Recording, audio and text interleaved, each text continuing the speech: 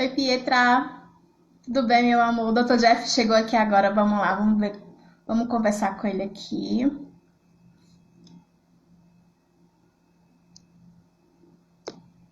Eu não tô conseguindo. A gente consegue conversar com ele aqui agora.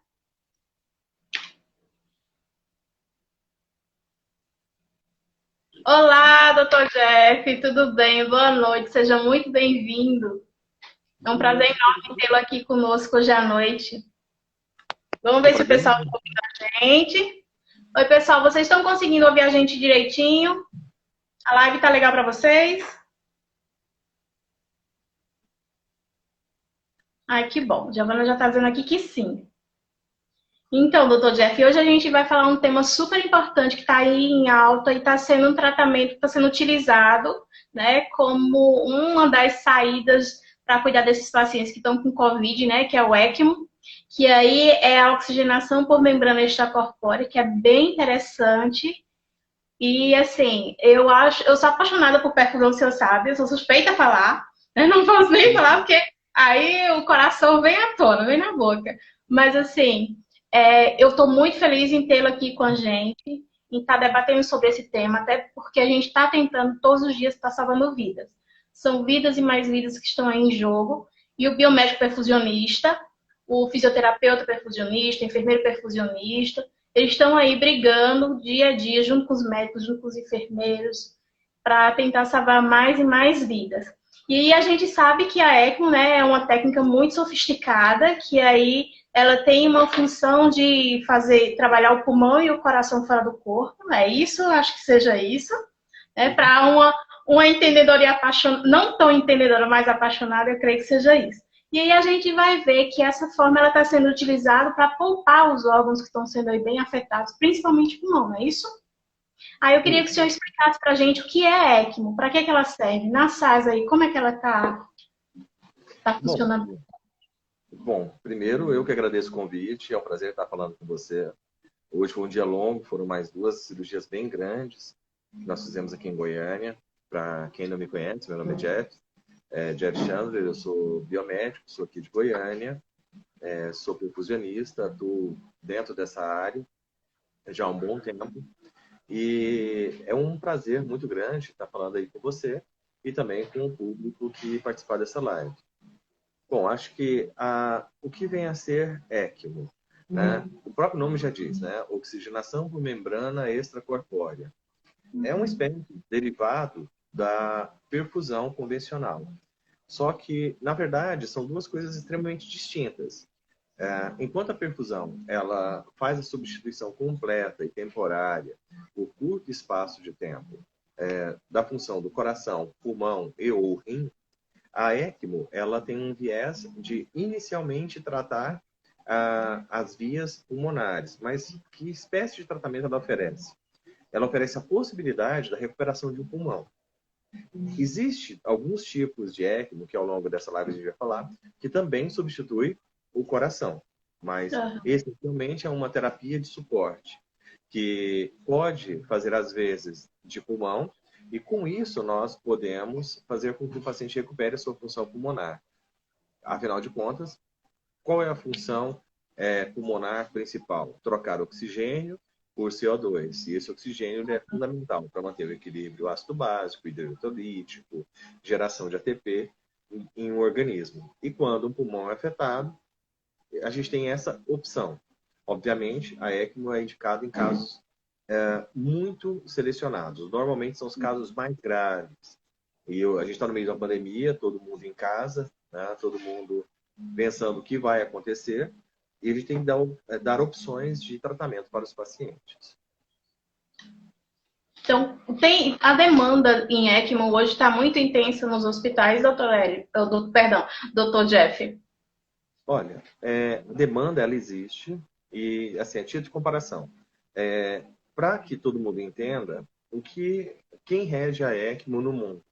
Existe uma entidade chamada ELSO, Sim. elso.org, que registra todas as pessoas capacitadas a montarem um time de ECMO. Uhum.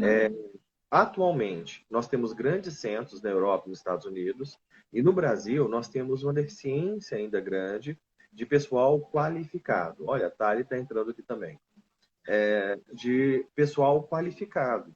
A ECMO é um jogo de um time enorme, e inclui perfusionistas, enfermeiros, fisioterapeutas, técnicos de enfermagem, laboratório, intensivistas. É um time enorme para que a gente consiga fazer as vias pulmonares de forma artificial por longo tempo. Uhum. No segundo anterior, eu falei da perfusão, né, que ela é temporária. Enquanto uma perfusão convencional, nós podemos ficar aí, em termos de tempo, de alguns minutos até algumas horas, né?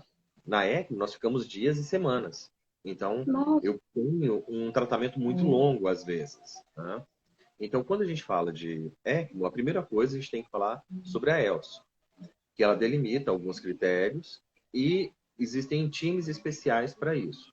No Brasil, nós temos poucos serviços habilitados para tal. No estado de Goiás, por exemplo, o nosso time é o único time habilitado e capacitado para tal. Então, nós temos efetivamente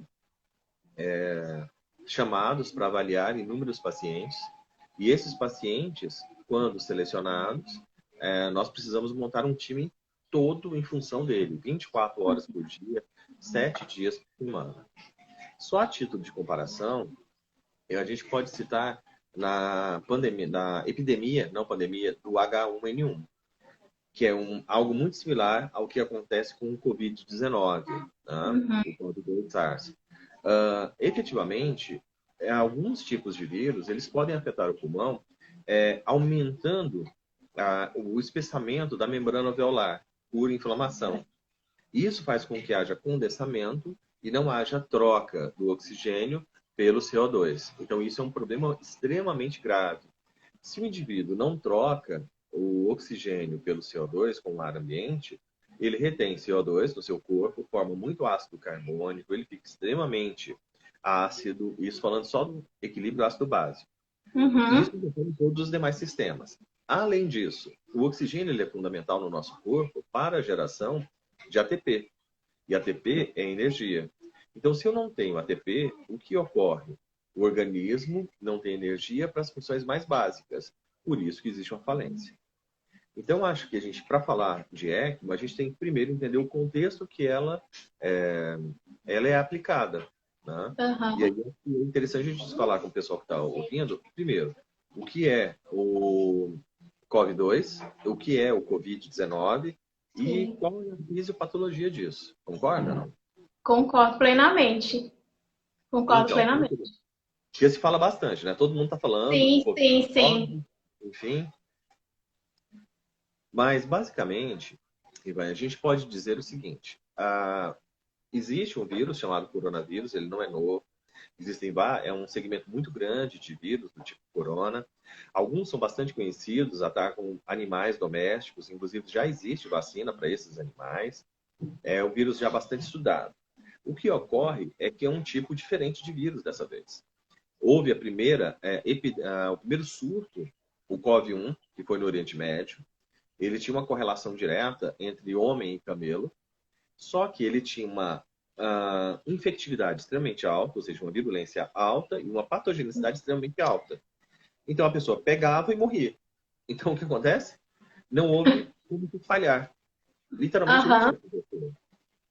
Já esse segundo vírus, ele tem uma característica diferente de muitos outros vírus. Então o que ocorre? Ele primeiro tem uma virulência extremamente alta. Para se ter uma ideia, estima-se que se você estiver em um ambiente fechado, e aí a título de comparação, até para as pessoas terem uma noção disso, se nós compararmos o Covid-2 com outros vírus, fica muito mais fácil da gente entender. Por exemplo, se uma pessoa com sarampo, ela ficar num auditório fechado com 100 pessoas, a probabilidade epidemiológica é de que essa pessoa faça o contágio de mais quanta em 100? Você tem noção disso, não? Não, não. 54. Então, Uma pessoa pode contaminar 54 no caso do sarampo. Então, é um vírus que tem altíssima transmissibilidade, ou seja, uma virulência extremamente alta. Pois bem, existe um vírus que, não, graças a Deus, ele não existe mais entre nós, é o vírus da varíola. Ele é extremamente contagiante. Esse vírus, se você colocar uma pessoa com varíola, se fosse possível isso, a estimativa é que um único vírus, um único indivíduo infectado por varíola, ele contaminaria entre 100 pessoas fechadas num ambiente, dentro do auditório, eu coloquei as pessoas fechadas justamente por isso. Ele contaminaria 80 pessoas. Então, a Kátia está dizendo que teve. Varíola? Varíola? Kátia, varíola? Tá? Então, vamos lá. Então, o que ocorre? Efetivamente, eu tenho uma transmissibilidade extremamente alta. Perfeito? Já o COVID-2, ele tem uma característica ainda mais marcante. Uma única paciente, uma única pessoa, se ele soltar um espirro em um único ambiente fechado, como um auditório com 100 pessoas, todas ali aglomeradas, a probabilidade é que ele possa contagiar até 90 pessoas. Nossa, meu Deus! Porém, ela falou sim. E ela falou sim. Oi? Ela falou, ela é biomédica, ela é acadêmica de biomedicina. Okay. É uma das embaixadoras do Mulheres Biomédicas. Mas existe essa possibilidade. Ela falou que teve, fortíssima. Olha só. Então a gente vai ter que publicar esse caso. Ai, Kátia, você vai virar o estudo do Dr. Jeff agora. Ela é apaixonada por perfusão também. Que coisa boa. Então, veja só. Então existem vírus que têm altíssima transmissibilidade. É o que a gente chama de virulência.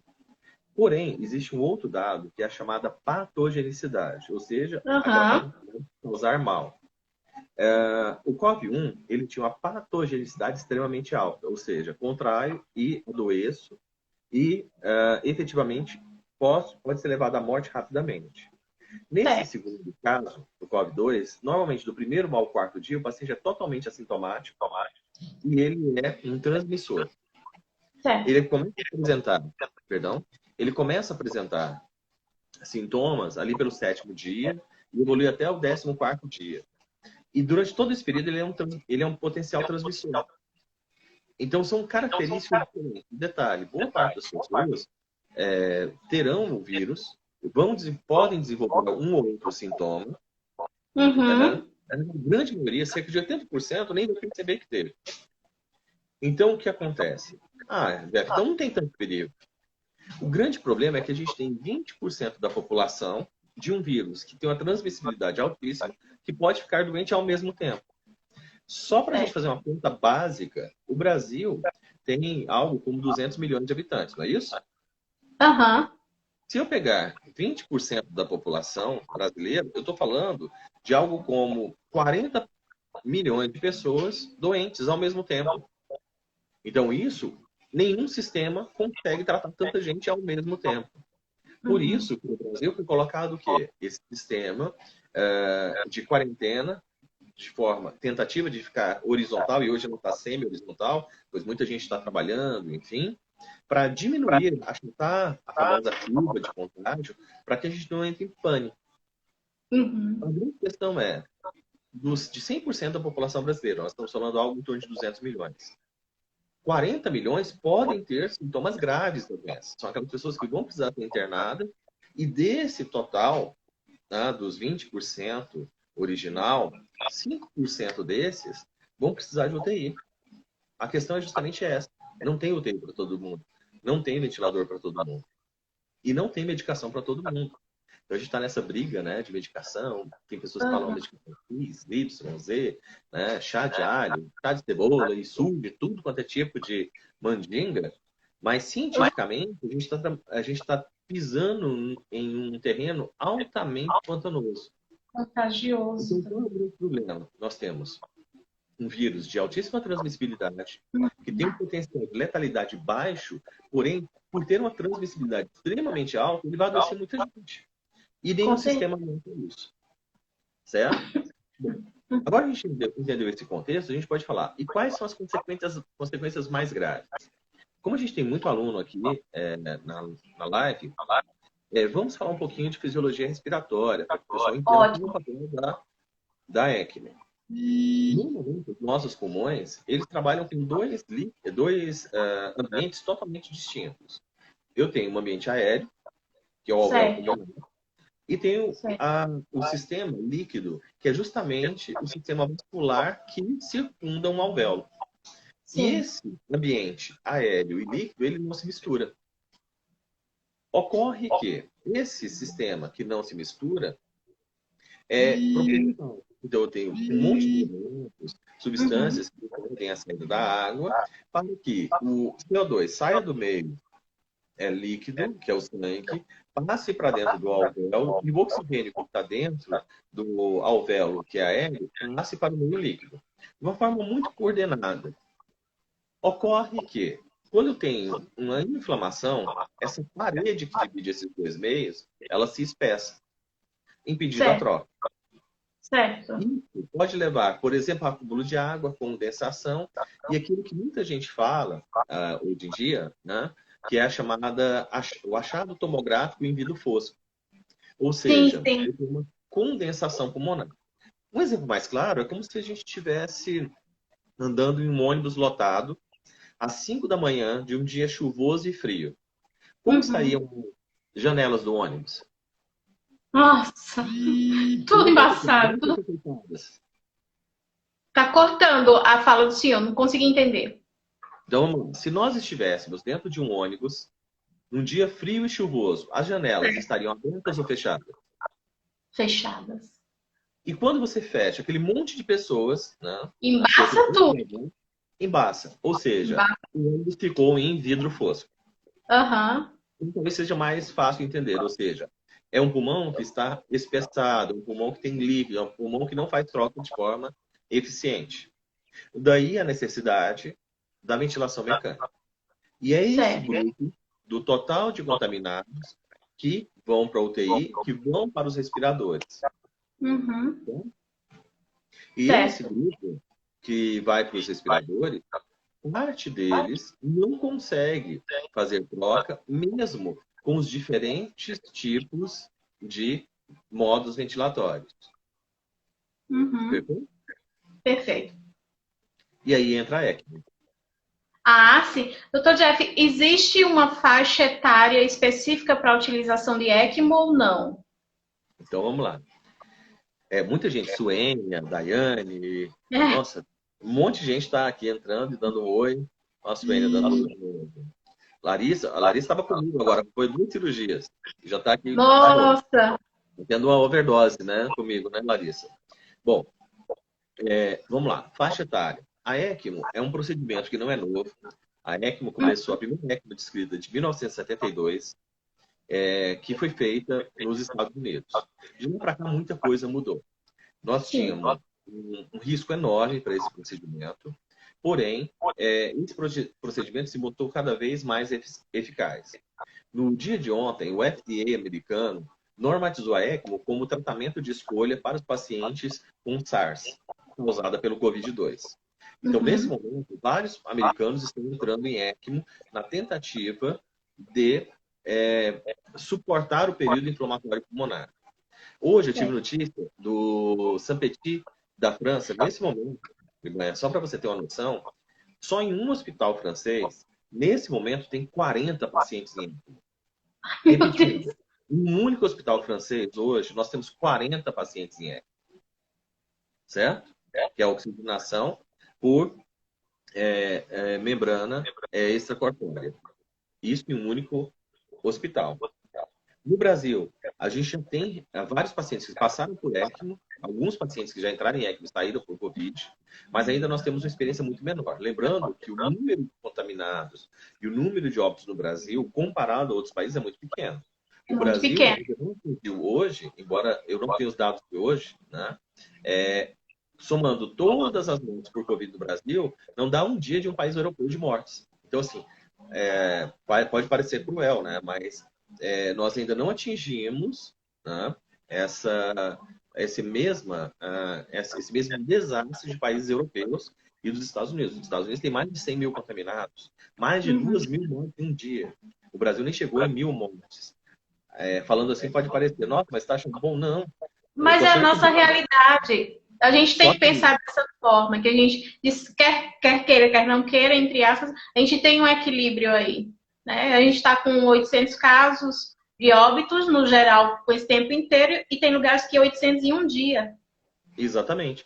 Então, olhando por essa perspectiva, o Brasil está fazendo o dever de casa, sim. Uhum. Óbvio que a gente está trabalhando num ambiente totalmente desconhecido, a gente não sabe como vai ser ouvido num país tropical. Enfim, tem muitas questões que os pesquisadores, os cientistas estão tentando achar resposta num tempo recorde. Aí eu não sou dono da razão. O fato é que o número de contaminados e o número de óbitos do Brasil, comparado a outros países, o Brasil está numa posição muito tranquila ainda. Eu espero que continue assim, que nós não tenhamos um volume de óbitos tão alto. Perfeito? Então vamos lá.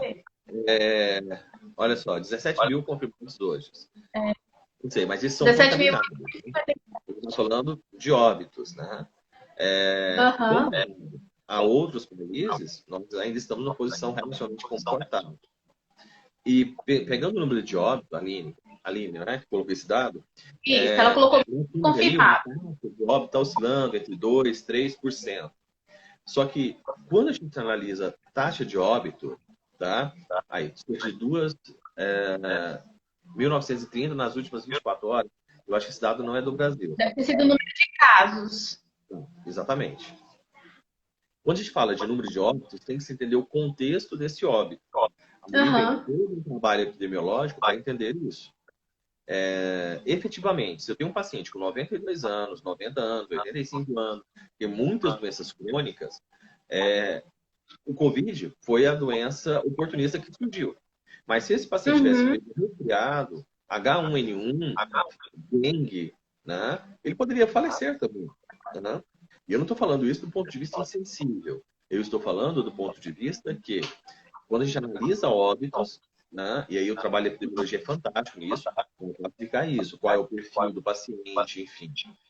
Obviamente, eu não estou colocando que perder uma única vida, mesmo que seja um octogenário, nonagenário, seja aceitável. Certo?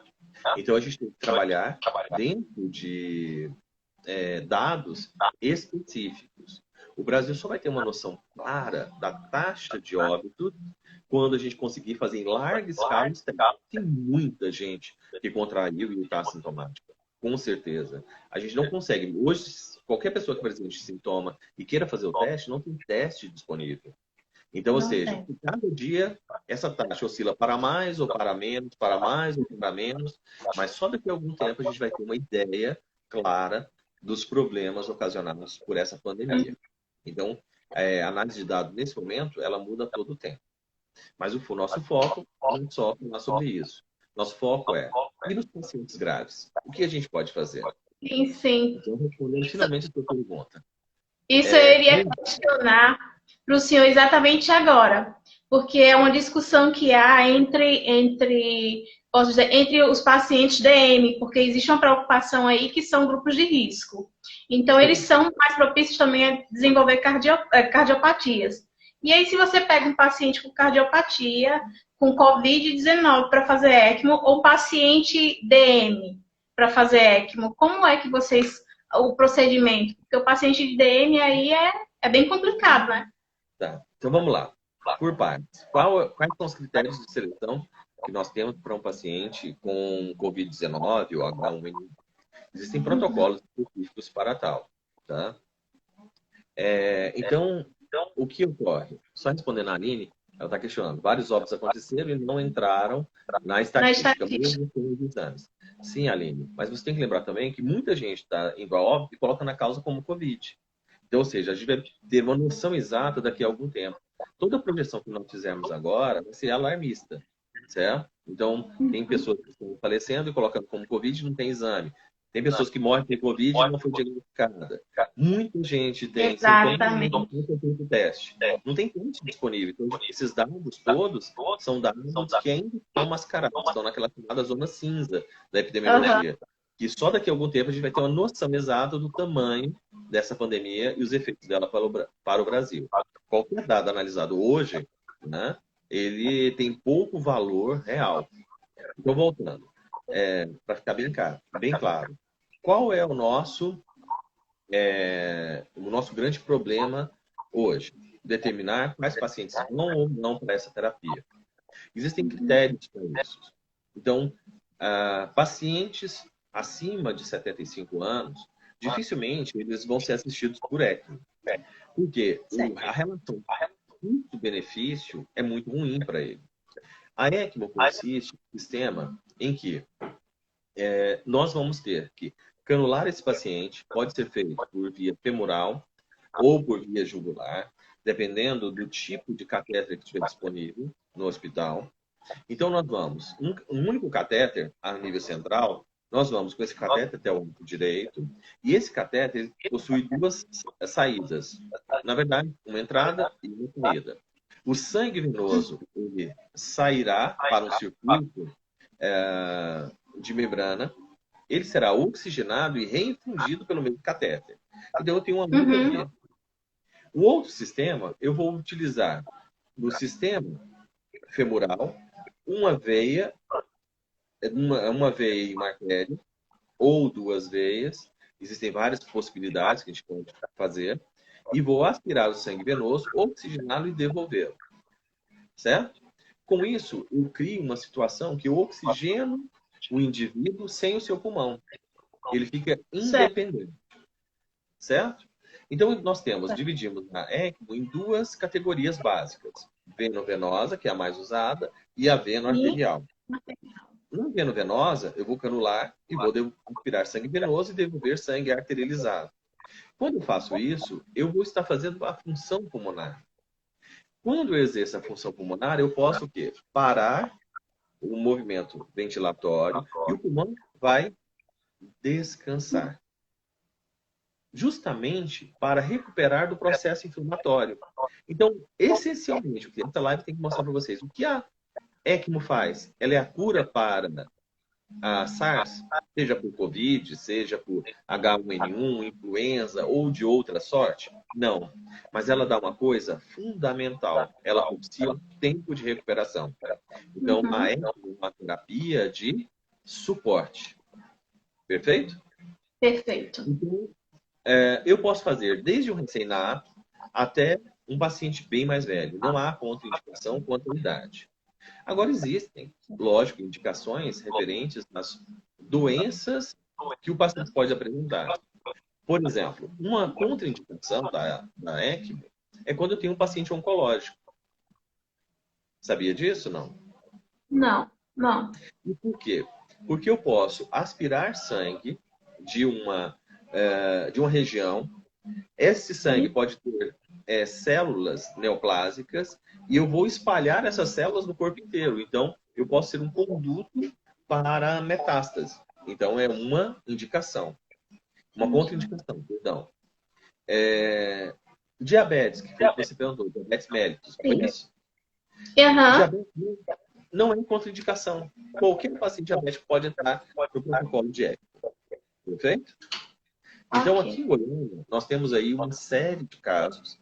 Né? Nossos alunos aqui da pós-graduação acompanharam muitos desses casos. Para você ter uma ideia, no último surto que nós tivemos de H1N1, todos os pacientes no estado de Goiás que desenvolveram SARA, a grande maioria morreu. A taxa de óbito na síndrome da angústia respiratória aguda é de quase 100%. Paciente que sobreviveu a SARA por H1N1, por exemplo, foram os pacientes que foram para a ECMO. E mesmo indo para a ECMO, nós temos uma taxa de mortalidade relativamente alta. A ECMO, naquele escopo de que, se não fizermos nada, todo paciente com tal perfil morre. Ou seja, eu tenho 5% de óbito, se eu não fizer nada. Se eu colocar em ECMO, a minha taxa de óbito cai de 100% para 30%. Então, uma conta, os melhores serviços, a gente consegue diminuir a taxa de 100% de óbito para 30%. Ou seja, a cada 10 casos, nós conseguimos salvar 7. Que melhorou bastante. Né? Então, eu não quero que o pessoal saia da live dizendo, olha, tem um perfusionista que falou que a ECMO é a salvação. Põe ECMO, todo mundo está resolvido. Não é isso. A gente tem que ter critério específicos para indicação. Tem paciente que ele pode estar no estágio tão avançado que você não pode colocar em ECMO. O paciente vai morrer independente da ECMO. E a gente tem que ser muito claro e verdadeiro com quem está assistindo aqui e prestigiando a sua live. Tá certo? Tem o pessoal do hospital online aí, o pessoal do HRC, que está desde o início acompanhando essas lives. Que aí eu acho extremamente importante que o pessoal dos hospitais acompanhe, porque aí todos os dias a gente tem informação. E quando a gente traz profissional para cá, é porque a informação é coerente, a informação é correta, é informação de qualidade, o que facilita muito mais o trabalho deles. Porque aí às vezes só surge uma dúvida e aí o profissional consegue, de uma certa forma, tentar sanar essa dúvida aí. Não é verdade? Sim. Mas Dr. Jeff, em relação à gasometria, como é que vocês conseguem equilibrar esse paciente? Acho que tem um questionamento aqui, só deixa eu voltar aqui rapidinho. Então, tá bom. A gasometria. Como o paciente ele vai ser oxigenado por um sistema artificial, nós teremos um sangue venoso, que é o sangue que vem do paciente, e um sangue arterial, que é devolvido ao paciente. Concorda? Certo. Então, eu preciso verificar uma gasometria desse sangue que saiu do paciente, que é a venosa, e uma gasometria que está saindo do oxigenador, que é a arterial. Uhum. Eu consigo ofertar na gasometria, verificar na gasometria, duas informações importantíssimas para a minha terapêutica. A primeira é quanto o paciente está consumindo de oxigênio. Sim. E a segunda, quanto eu estou ofertando. Quando o paciente se encontra em ECMO, e no meu Face, eu até deixei um vídeo lá, depois quem quiser dar uma olhada, vou ver se eu transfiro esse vídeo para o meu Instagram, demonstrando basicamente o que é um circuito de ECMO, uma animação. Qualquer coisa, se manda para mim e a gente coloca lá no YouTube também, o pessoal vai acompanhar tudo. Perfeito. Então, o que acontece? Eu vou analisar tanto a oferta quanto a demanda e fazer os ajustes necessários da gasometria de acordo com a necessidade do paciente. São vários distúrbios que o paciente pode apresentar durante uma ECMO. Acidoses respiratórias, alcaloses respiratórias, acidose metabólica, alcalose metabólica, distúrbios. E é o perfusionista, ou biomédico perfusionista, ou enfermeiro perfusionista, ou outro profissional que seja o perfusionista, que vai fazer os ajustes de acordo com a necessidade. Certo. E a equipe de enfermagem, de fisioterapia, de terapia intensiva, ela é conectada ao time de ECMO. Então, a gente, primeiro, constitui um hard team, onde a gente precisa ter um diretor do centro, o responsável pela instalação. É necessário ter um coordenador do centro.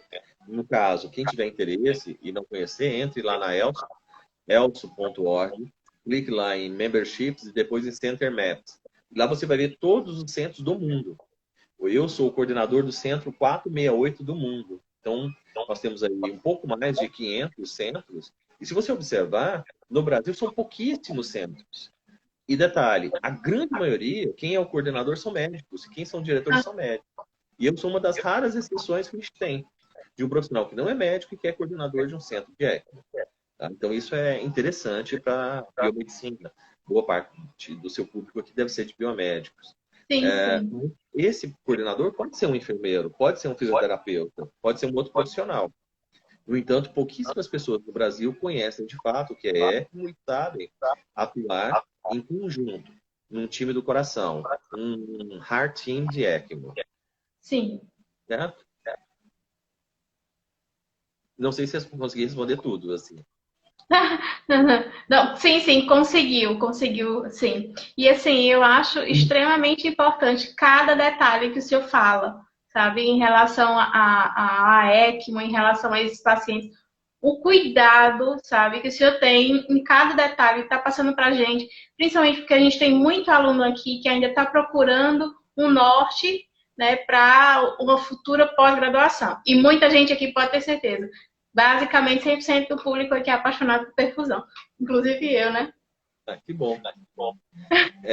Como muita gente me conhece, né? Eu, por ter sido pioneiro, de fato, na área, primeiro biomédico a realmente se especializar na área, enfim, e lutar para que fosse reconhecida como área de atuação, acabei fazendo parte dessa história, né? Meio sem querer, talvez por merecimento, tendo algum viés de competência para me diferenciar, mas a perfusão ela é uma área que precisa de muita gente boa. A realidade que a gente tem hoje no Brasil ainda é de muitos centros não tem um profissional devidamente qualificado, capacitado, que fez uma faculdade, uma Sim, pós-graduação, então num serviço de formação em que ele une teoria e prática. Não adianta só ter prática na perfusão, você precisa de muita teoria embutida. E com isso, a gente precisa formar uma coesão cada vez maior, né, de nomes para que possamos fazer a grande diferença. Né?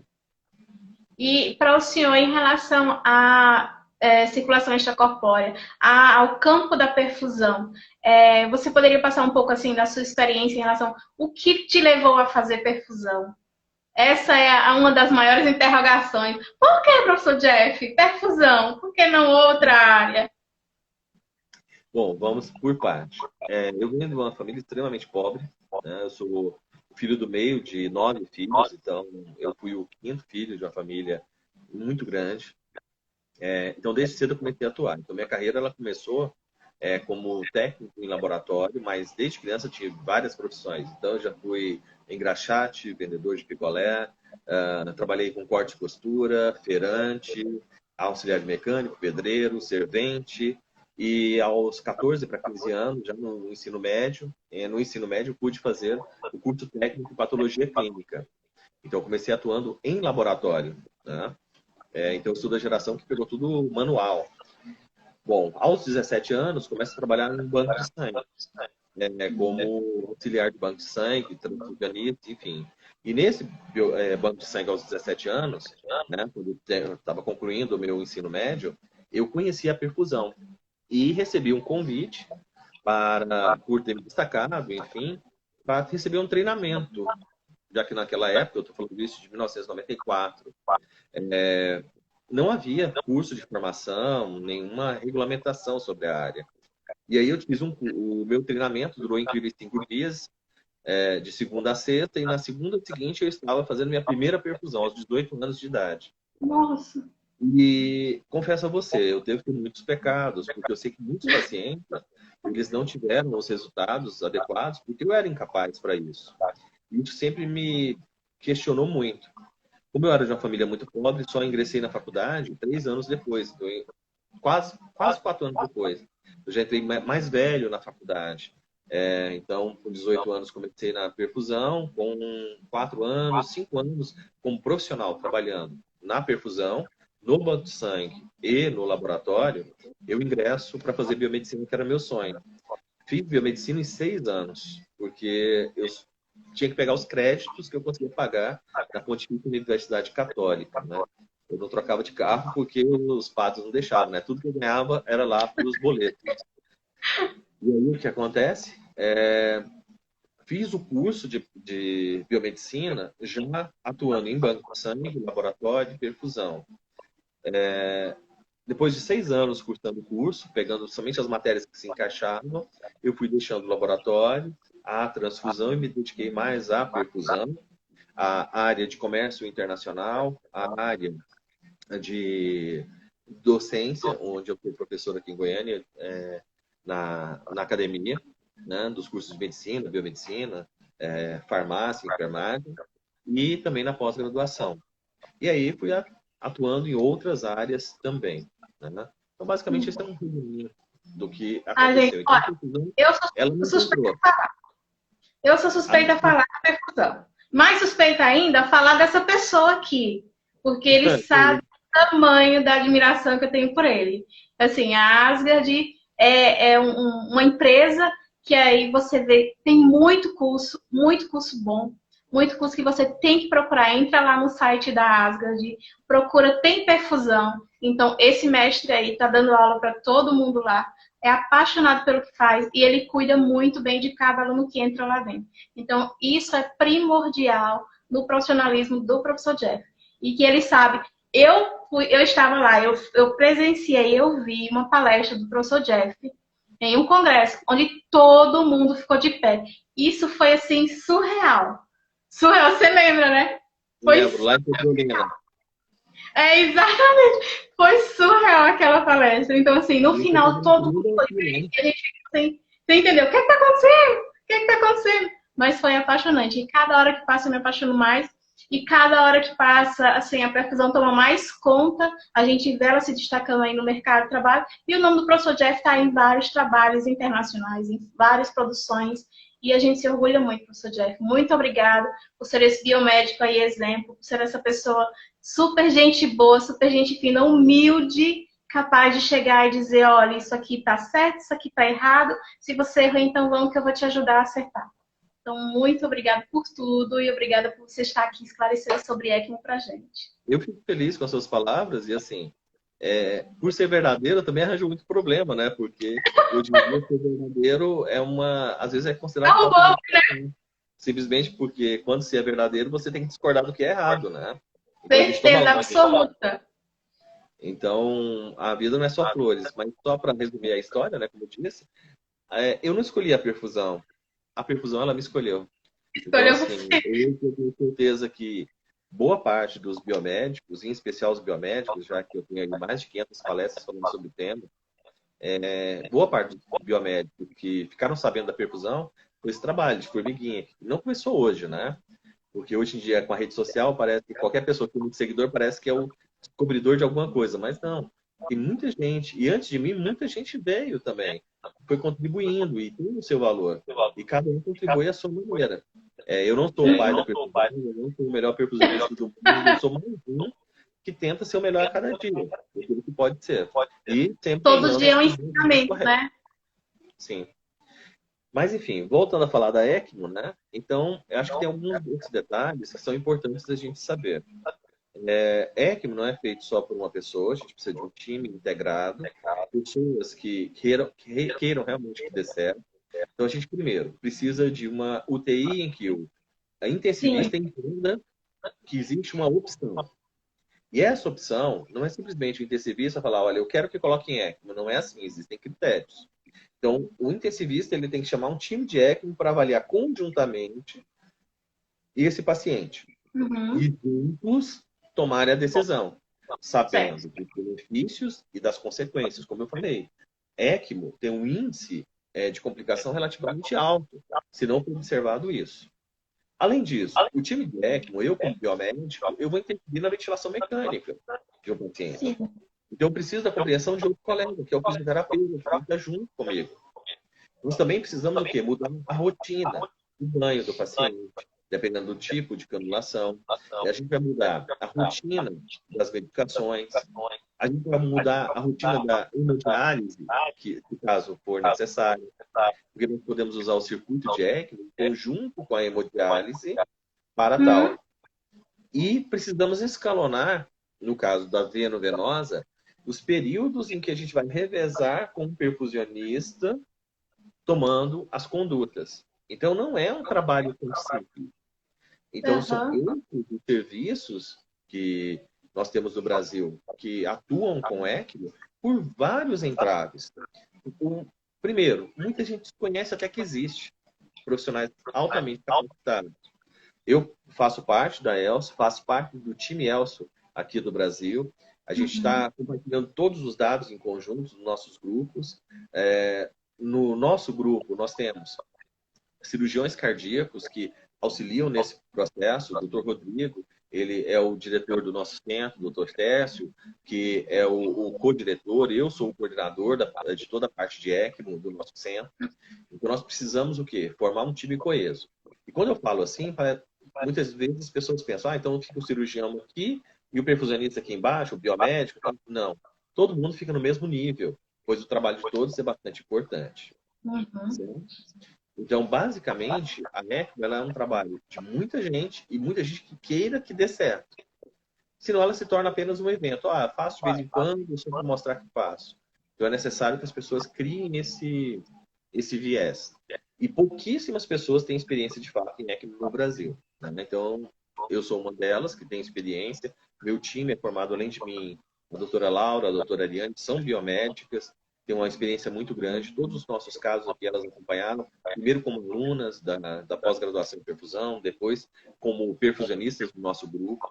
Hoje nós somos um grupo independente, nós começamos independente e continuamos assim, então nós prestamos serviço de perfusão, de ECMO, TelSaver, para vários cirurgiões cardiovasculares, pessoal da nefro, pessoal da ortopedia, da oncologia, fazemos HIPEC, então nós somos um grupo de biomédicos de alta complexidade.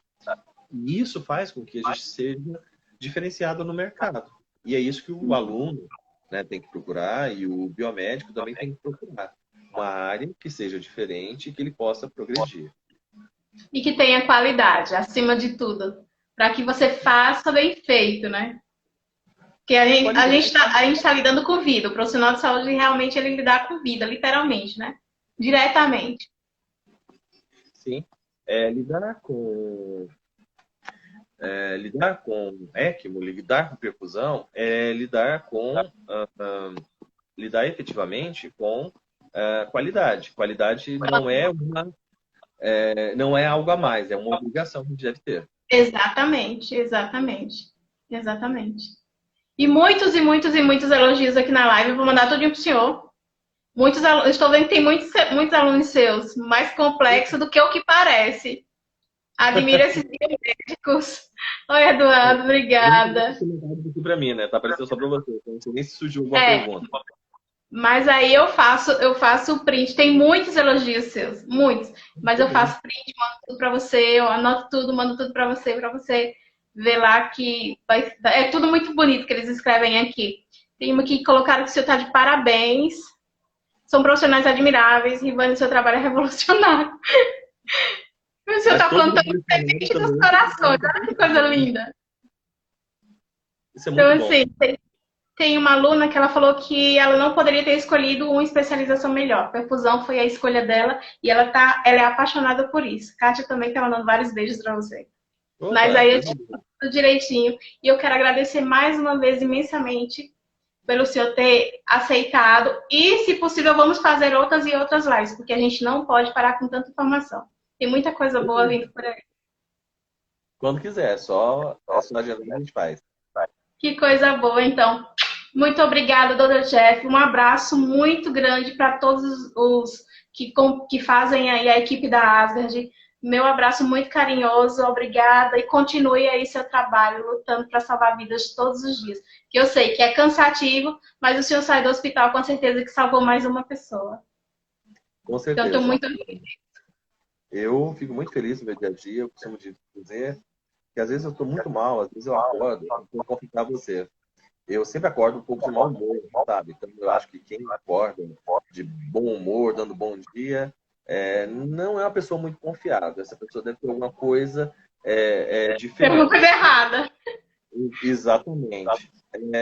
E se você dorme com alguém assim, por favor, separe-se, deve ter alguma coisa errada. Eu confesso que eu acordo de bom humor. E depois que eu tomo um banho, um café, pego o carro, vou passando pelas ruas com meu banho, a coisa vai melhorando, enfim, meu humor vai mudando e eu chego no hospital sempre bem. E mesmo quando eu chego ruim, todo dia em um hospital, num centro cirúrgico, no UTI, é um local que para mim é uma aprendizagem enorme. Eu acho que é um dos poucos locais onde as orações, elas realmente são sinceras. É um dos poucos locais onde dinheiro não faz a menor diferença, tanto faz você ter ou não. Dinheiro ali não faz a menor diferença quando você realmente precisa de bons profissionais. Ali ninguém está olhando pela sua opção sexual, pela sua cor de pele, pela sua religião. É um lugar ímpar para mim. Eu sou suspeito, eu sou apaixonado por isso, como eu te disse, né? Eu não escolhi a perfusão me escolheu. Então eu tenho que... É verdade.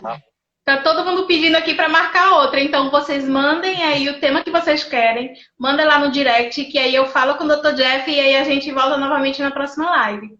E essa live, Dr. Jeff, vai ficar salva lá no canal do YouTube e eu mando o link para você e coloco o link aqui pro pessoal. Perfeito. Então, Ok? só para finalizar, então, Pode ficar à vontade. Eu acho que todo dia a gente tem motivos para ficar triste. Né? Viver é doloroso. Então a gente precisa sempre buscar formas de nos autoestimular. E ir para um hospital, ir um paciente, às vezes, entre vida e morte, saber que aquilo que eu estudei, que às vezes numa faculdade não fazia o menor sentido, de repente é realmente o fator determinante para que alguém viva novamente. A perfusão, ela é algo fantástico, pois ela te dá um poder enorme. Você tem o poder de matar ou manter viva uma pessoa. E isso é muito nobre.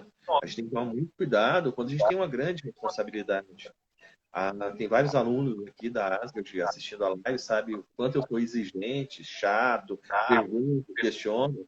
Independente se a gente está operando um paciente SUS ou um paciente particular ou de convênio, a gente não muda a nossa rotina. Nós não temos em Goiânia, no Brasil, as melhores condições do mundo. Nós podemos fazer o melhor trabalho do mundo se a gente desejar. Não basta apenas você querer ser o melhor e espalhar para todo mundo que você é o melhor.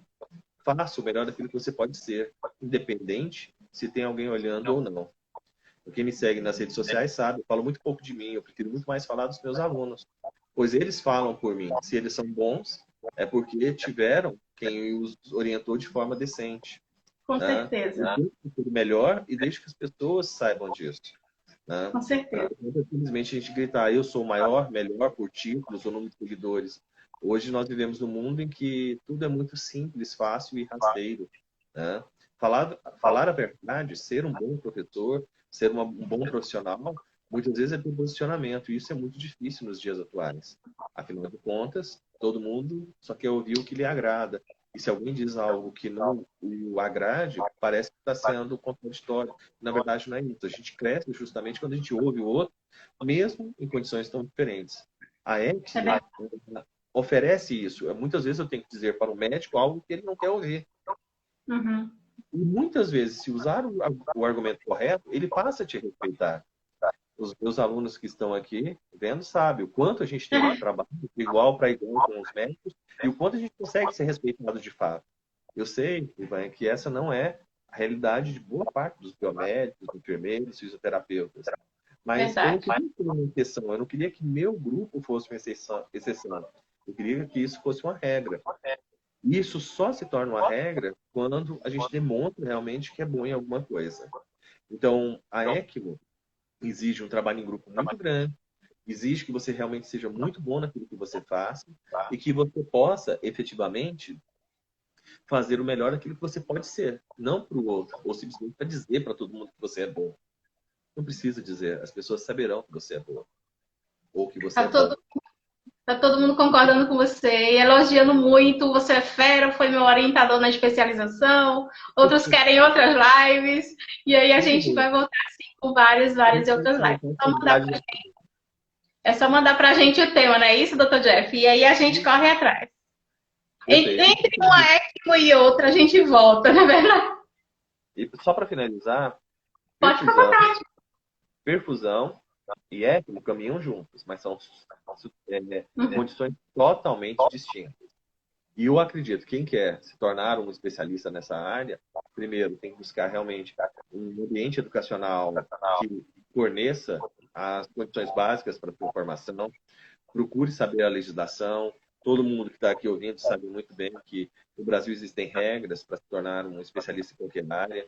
Então, ou seja, buscar se há regulamentação do MEC, que é o principal, pois pós-graduação que regulamenta é MEC, nenhuma outra entidade regulamenta isso.